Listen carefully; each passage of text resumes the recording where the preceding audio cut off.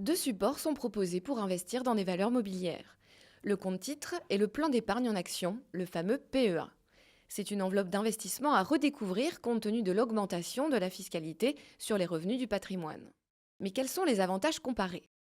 Actions, obligations, warrants, OPCVM, SICAV ou encore FCP, le compte titre permet de placer une grande variété de valeurs françaises, européennes ou internationales. A l'inverse, le périmètre du PEA n'est qu'européen.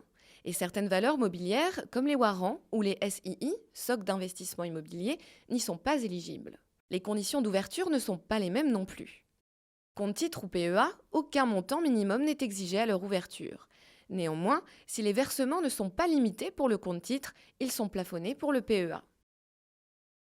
Toute personne mineure ou majeure peut ouvrir un ou plusieurs comptes titres prenant la forme d'un compte individuel ou d'un compte joint. Pour le PEA, les conditions sont plus restrictives. À l'ouverture, il faut être majeur et résider fiscalement en France. Mais ce n'est pas tout, vous ne pouvez posséder qu'un seul PEA et il ne peut pas être ouvert sous la forme d'un compte joint. Concernant la disponibilité maintenant, sur le compte titre, les fonds sont disponibles à tout moment. Pour le PEA, les fonds sont disponibles, mais tout retrait avant 5 ans entraîne la perte des avantages fiscaux et avant 8 ans, il entraîne la clôture automatique du PEA. Qu'en est-il de la fiscalité? Plus-value, dividendes, coupons, les gains d'un compte titre sont assujettis aux prélèvements sociaux et imposés selon le barème de l'impôt sur le revenu depuis la loi de finances 2013.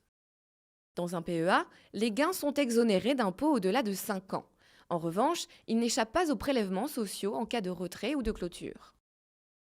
Si vous décidez de procéder à un retrait ou une clôture de votre PEA avant 2 ans, le taux d'imposition est de 22,5%.